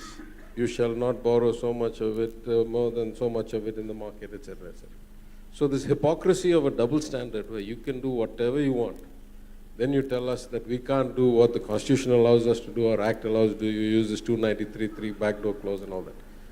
So let me just put all of it together and say, we don't begrudge sending net donor money or being net not recipients. We don't have any lower concern for the average Indian citizen than anybody else. What we don't like, expanding on what KTR said, don't come and tell us as if you brought this money from your house and gave it to us. It's our money, you're giving it back to us. Some of it you're giving back to us, number one. Number two, either you perform better than us and then tell us how we should act, or you learn from us, or at least leave us alone to perform better than you rather than try to subvert our performance. Number three, if you want to take national policy and actually create things in areas where it's not your domain, right? Education was moved from the state list to the concurrent list. It did become union list. Agriculture is in the state list. Minor dams and ports are in the state list. Why are they legislating over there, and how have they involved any of us in it? See, it's one thing if you call all of us collectively and you say this is not working well, let's do it better. We're likely to get some progress, or at least we can agree to disagree and walk away. You enforce by diktat with no track record of performance and say, because I say so, you shall do so.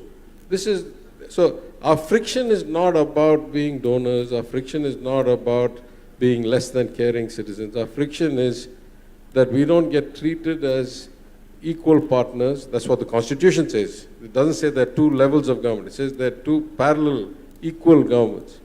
And we get no acknowledgement for the good things we do, and in fact, we get told how to do it. Let me just take NEET as an example. What is our objection with NEET? Health is a subject where it's very hard to separate education from public health delivery because you can't teach medicine without a hospital. And the government of Tamil Nadu, I would say better than most states, at least in ratio of doctors to patients and other health measures, has done better than almost any state in India. We have an integrated policy that goes all the way from medical colleges to government hospitals to rural health centers to primary health centers, where we incentivize doctors to go and work there so that they can get priority in education, etc. A test like NEET disrupts all of these designs. It's not just about the entrance, it's about the entire health delivery system. And then I ask the question, on what basis do you tell me that I should change my model when my model has produced far superior results than you and is 100% funded by my state budget? It's not your money. You haven't done better than us. Why should you tell us how we should run an admission test? We will give priority to SC and Dalits. We will give priority to rural students. We will give priority to state schools. That is our health system. It has produced phenomenal results and brilliant doctors all over the world. On what basis do you believe you know better than us? Why should we listen? It's not even your money, it's our money. It's not even a central grant. It's a state of Tamil Nadu allocated 20,000 crores in the budget to run the health system. So this is the attitude that we don't like. Otherwise, we're willing to play with anybody on anything. We're willing to participate, to discuss, to come out with better outcomes, right? Is this big brother or big daddy or, messiah complex that we have a problem with?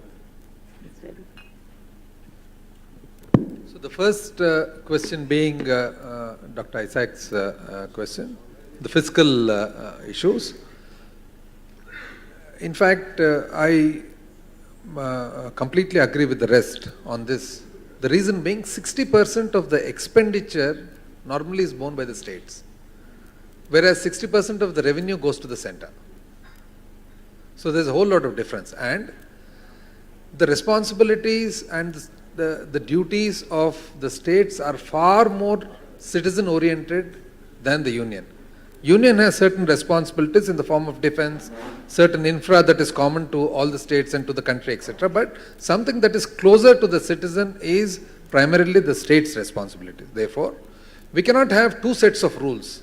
One borrowing rules for the states and one borrowing rules for the center. Whatever is there has to be common.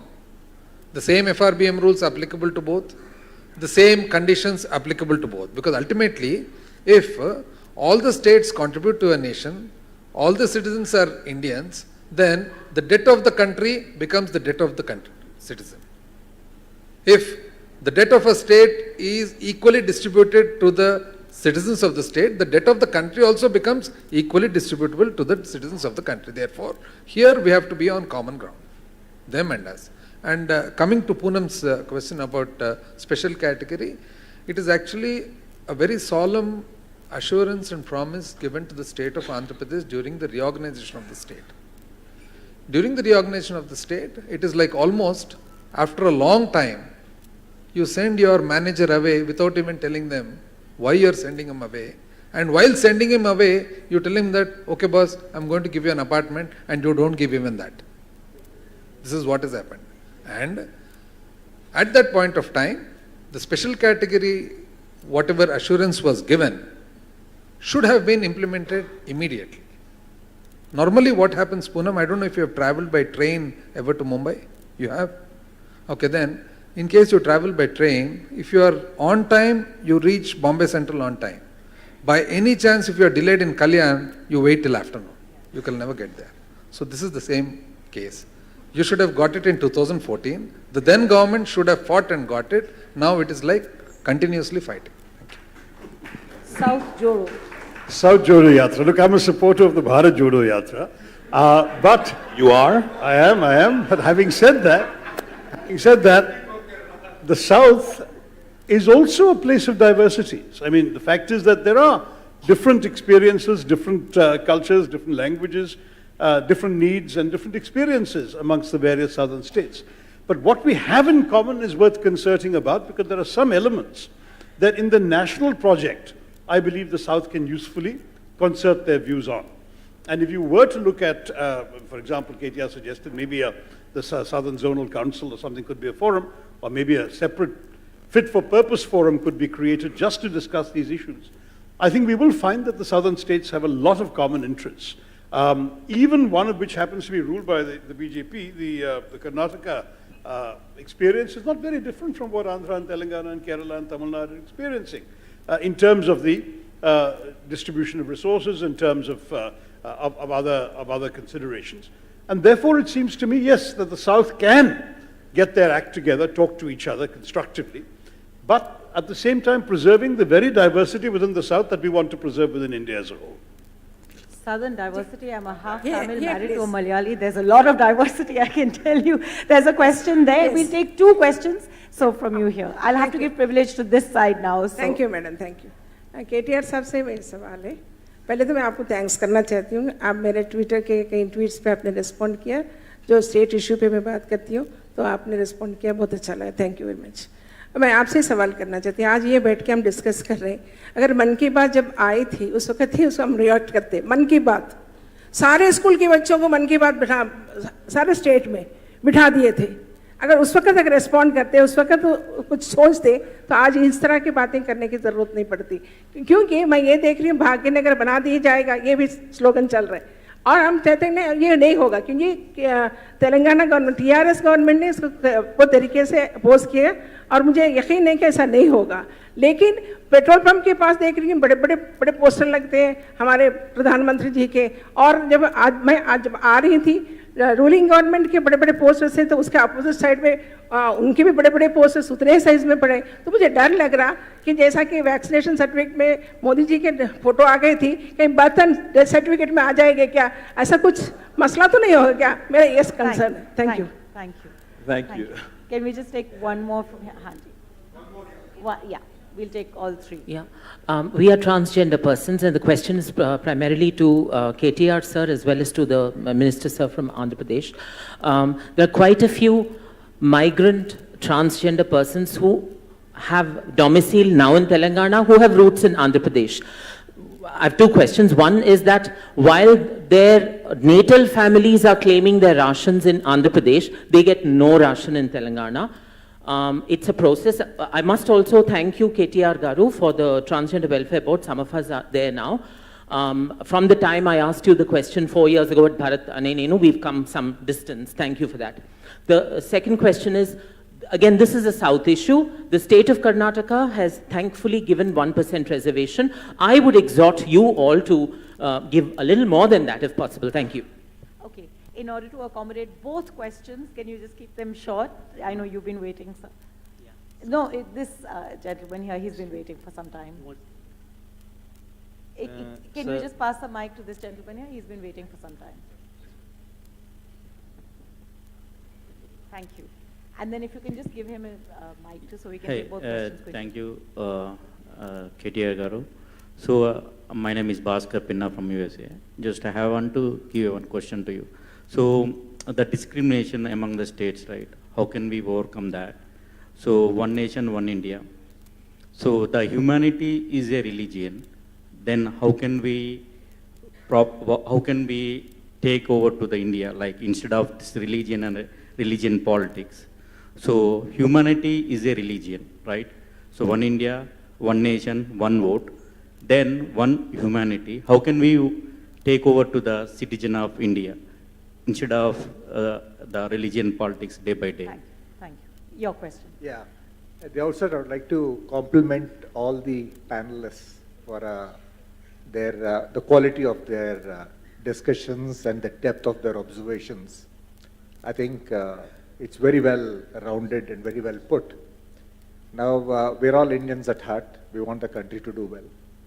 And unless we grow as an economy, there is no scope for us to deal with our internal challenges nor our external threats. So the focus has to be on economy, like all of you have rightly pointed out. Now, again, we are a young nation, young demography. I think at a certain level, there's a lot of pessimism creeping in because of the way things are going. The focus has to be brought back to the economy rather than ideologies and things like that. My question is, will you all, I mean, I see that there's great quality of leadership here, and I see this as the future of the states. And will you all collectively work for bringing the focus back onto the growth of the economy rather than things that are inconsequential right now? Thank you.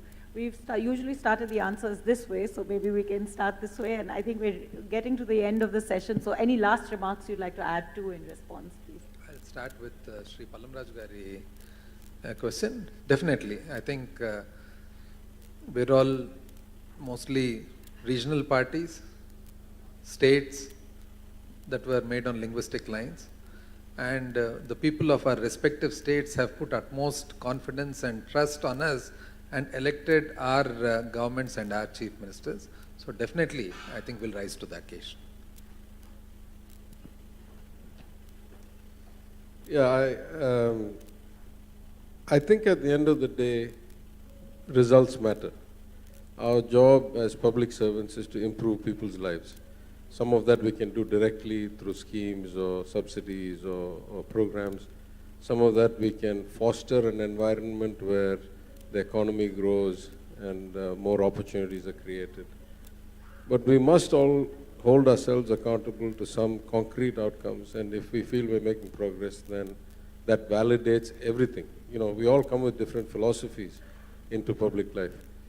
What philosophy you come with is only relevant if at the end of the day you deliver an outcome. Then you say, I was able to deliver this outcome because I came with social justice or inclusion or, you know, participation or whatever it is. What worries me about the country, if I look at the last 8 years, the agglomeration of power in one or two sets of hands has kept on accelerating. And the outcomes, either in absolute numbers or in relative numbers to where we should have been had we been on a growth trajectory, have kept on going the wrong way.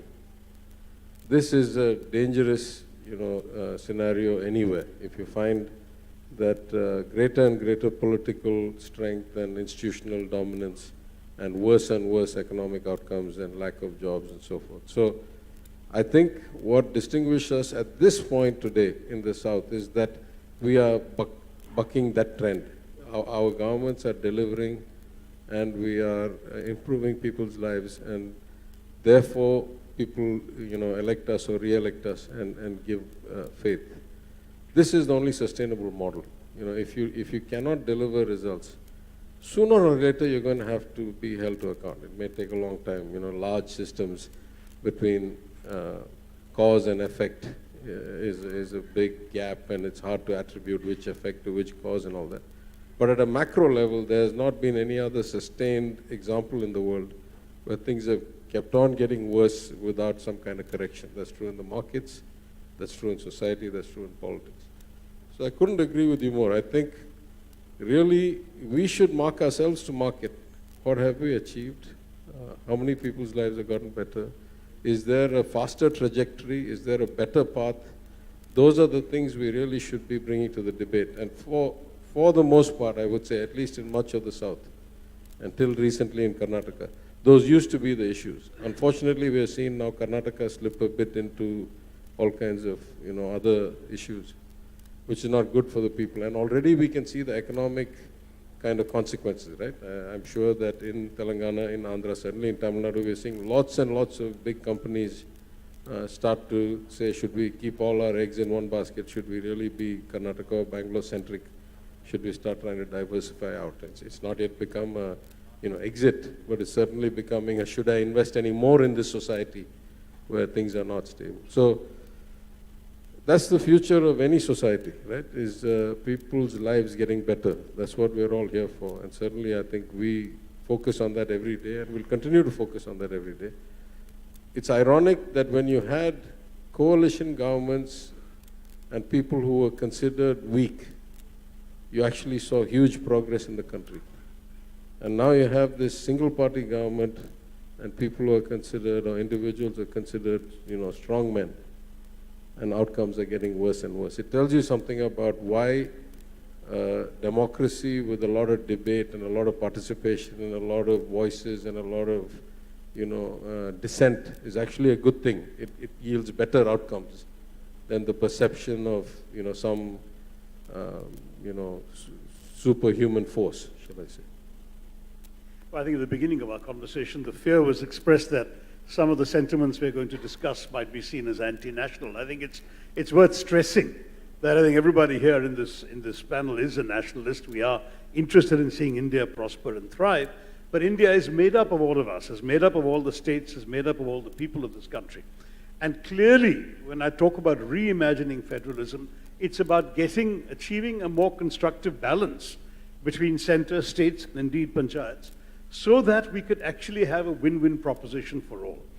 The idea should be, and should clearly be, that we want India to thrive. That means that everybody must feel they have a common stake in outcomes, and that those outcomes are sometimes better delivered at the lowest possible level, and in some cases can only be delivered at the national level. And I think until that's clearly understood, we're going to have the kinds of problems that particularly the three state ministers have so clearly identified in their comments today. And I would simply urge all of us to understand that being proud of our nation requires us to have the imagination also to see the challenges being faced in the way in which the nation is being run. That's really all I want to say. I think I really do want to renew my congratulations to the organizers for having got these voices and minds together today, because I do believe that it's time the southern states and southern intellectuals, thinkers, writers started talking much more to each other about how we can imagine our place in an India which is changing in quite dramatic ways in the last few years, changing towards a conception of India that perhaps we don't share in quite the same way in these southern states. So we need to think about how we fit in and how they should fit in with us in order to make the collective India work that much better. Thank you. A lot of times when I criticize the union government, when I criticize the Honorable Prime Minister, let me put it on record and let me say this. Every patriot in any country, would love his country all the time, would support his country and stand by it all the time. But I would only support my government when it actually deserves it.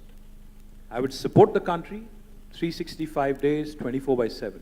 But I would only support the government when it actually deserves it on issues. Otherwise, we don't. That's exactly the mantra we've followed over the last 8 years. We have supported this government on GST. We have supported them on numerous bills. It's not like, we oppose everything for the sake of opposing. But the fact is, in the world's largest democracy, if you do not open up and talk about real issues, Pallam Raju Garu spoke about economy. I think that's paramount. For a growing country with large population, 140 crore people, unless we get our economics right, unless we ensure that the economy is on track and it is not derailed because of our myopic policies, we are going to hurt the long-term interest of this nation. So it is our bounden responsibility in a vibrant democracy, going back to Madam's question as well, कि हमें डर लगता है कि ये होगा, वो होगा, society में anarchy आ जाएगी. I'll only tell you one thing. I think a vibrant democracy needs a vibrant opposition. A vibrant democracy needs a vibrant opposition. So unless we question, unless we ask, unless we point out to the flaws, unless I tell you that in 8 years, what have we seen, from the strongmen who have been running this country? Highest inflation in 45 years, highest unemployment in 30 years, highest value, devalued rupee, 80 rupees, There were lots of murmurs around 60 when it was 60 in Dr. Manmohan Singh's time. Now today it is at 80. We have the highest number of poor people in the world after COVID. We have just recently surpassed Nigeria. And unless we talk about it, unless we debate these issues, attention would be constantly diverted to nonsensical issues. And those nonsensical issues are about, getting the attention on halals, hijabs, and all other things which are actually redundant and nonsensical in the context of our larger country, larger interests of this country. So I absolutely agree, sir. Our single-minded focus over the last 8 years in the state of Telangana has been to improve our economy. Our economic fundamentals are strong. We've focused on basics. Therefore, today our GSDP, like I was pointing out, has risen from 5,06,000 crores to 11.55 lakh crores. Our per capita has risen from 1,24,000 rupees to 2,78,000 rupees, which is one of the highest in the country for a large state. Our contribution to GDP has risen significantly over the last 8 years. We are a performing state.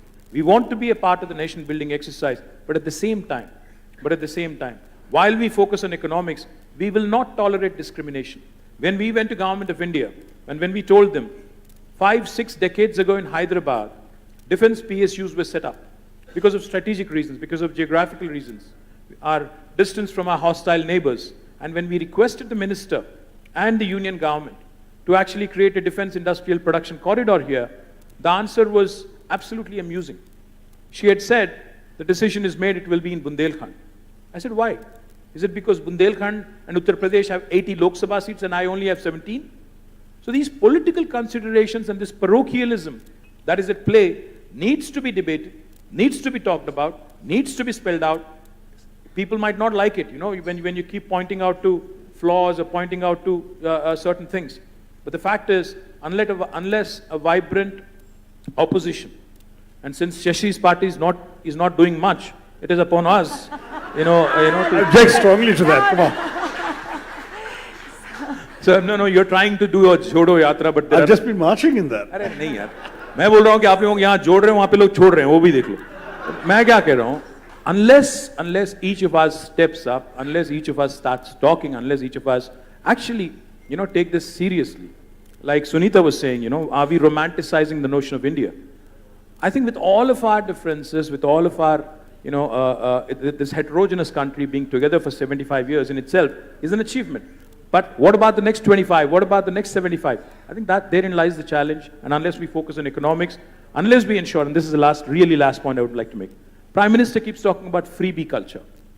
Let me point out, the privileged in this room, the upper middle class in this country, the middle class in this country, the fact that you guys are resting in peace, in the comfort of your home, is because the governments are actually taking care of the restlessness in the poor and the vulnerable by way of the welfare schemes. It is the bounden responsibility in a third world country like India of the government to take care of its vulnerable. To call it a freebie is actually again a shocker coming from Prime Minister.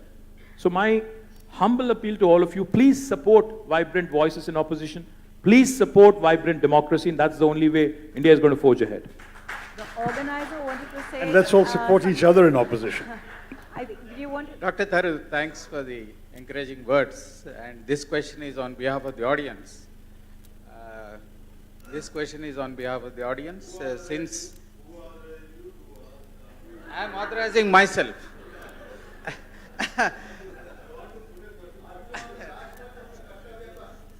So, as representative of the South, most people would like to know when you are filing your nomination for the Congress presidency.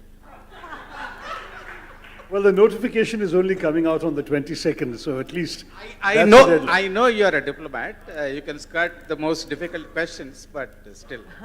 On that note, do we have, I'll defer to the organizers. Do we have time for this one more question?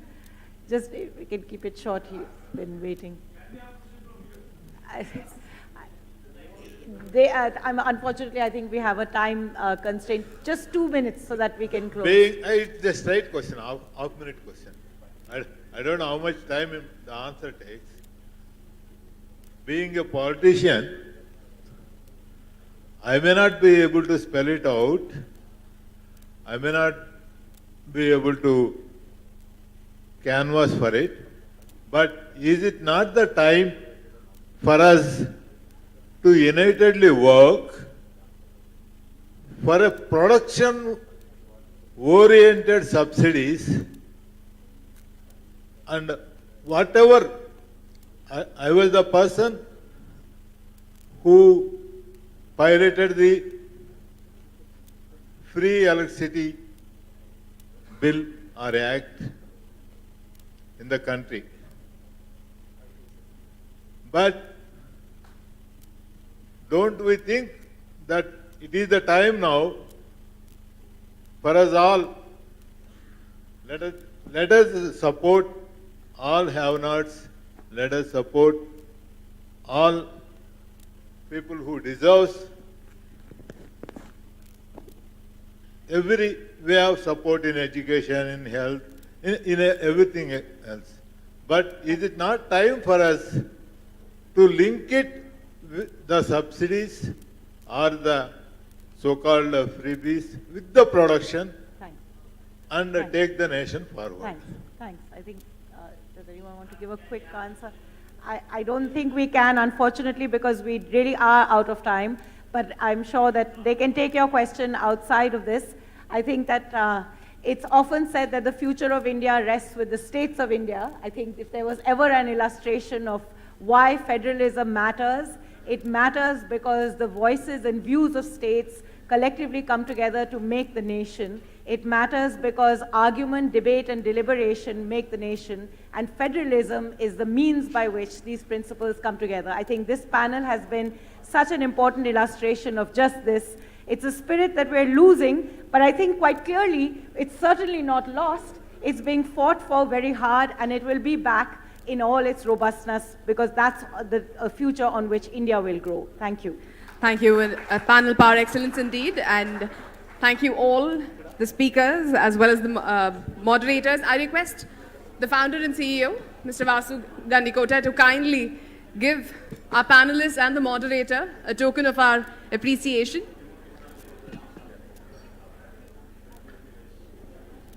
Thank you. Thank you.